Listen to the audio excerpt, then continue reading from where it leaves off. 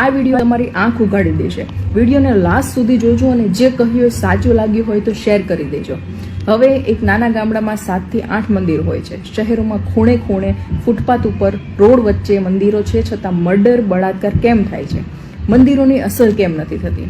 આટલી કથાઓ થાય છે, આટલા સ્વામીઓ, આટલા પ્રગટ બ્રહ્મ સ્વરૂપો છે, છતાં અનૈતિકતા ઘટતી કેમ નથી? છેતરપિંડી ઘટતી કેમ નથી? ઘરેલું ઝઘડા કેમ ઓછા થતા નથી? વ્રત, ઉપવાસ, પૂજાપાઠ, કર્મકાંડ, દાન કરીએ છીએ, છતાં બાળકો અવળે રસ્તે કેમ ચડી જાય છે? બાળકો નાપાસ કેમ થાય છે? ઘરેથી કેમ ભાગી જાય છે? માતાજી કેમ મદદ નથી કરતા? આપણે સૌ ગાયને માતા માનીએ છીએ, કીડીને કીડિયારું પૂરીએ છીએ, તો મા બાપની સેવા કરવામાં કેમ વાંધો આવે છે? 2 દીકરા વચ્ચે મા બાપ કેમ હડસેલા ખાય છે? આપણે માતાજીને નમીએ છીએ, માતાજીની પૂજા કરીએ છીએ, તો મહિલાઓ અને દીકરીઓ પ્રત્યે ભેદભાવ કેમ કરીએ છીએ? મારા ખ્યાલથી આના 2 જ કારણો છે. એક તો ધાર્મિક અંધશ્રદ્ધા અને બીજું રાજકીય અંધશ્રદ્ધા. આપણામાં અંધશ્રદ્ધા ઘૂસી ગઈ છે.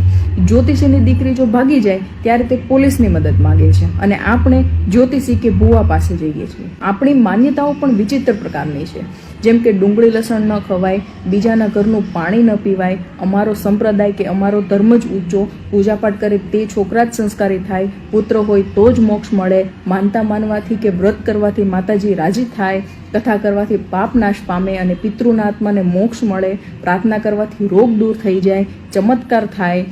આવી માન્યતાઓને કારણે જ આપણી સમસ્યાઓ દૂર થવાને બદલે વધે છે. અંધશ્રદ્ધા અને ખોટી માન્યતાઓએ તો માણસના મગજમાં ખોટા વિચારોનું પ્રદર્શન ફેલાવી દીધું છે. આપણે અતિ ધાર્મિક છીએ પણ નૈતિક બિલકુલ નથી. આપણે નૈતિક બનવાની જરૂર છે.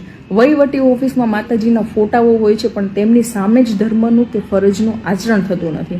જેમ રૂપિયા બોલવાથી પૈસાદાર નથી થવાતું, સાકર બોલવાથી મોઢું ગળ્યું નથી થતું, એમ રામ બોલવાથી મોક્ષ ન મળે. એના માટે કર્મ કરવું પડે. મોક્ષ, સ્વર્ગ, ગૌલોક જે કહો તે આકાશમાં નથી, આ જગતમાં જ છે. સ્વર્ગ ધરતી પર જ છે. પરલોકની ચિંતા કરવાને બદલે તમારા પરિવારની ચિંતા કરો. આપણી સમસ્યાઓ પાછળ અંધશ્રદ્ધા જ જવાબદાર છે. માટે એમાંથી હવે બહાર નીકળો.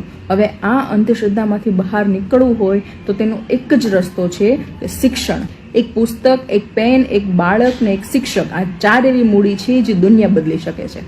કર્મકાંડ, દોરાદાગા પાછળ નહીં, પણ બાળકો પાછળ સમય અને પૈસા ખર્ચ કરો, એ સૌથી વધુ તમને રિટર્ન આપશે.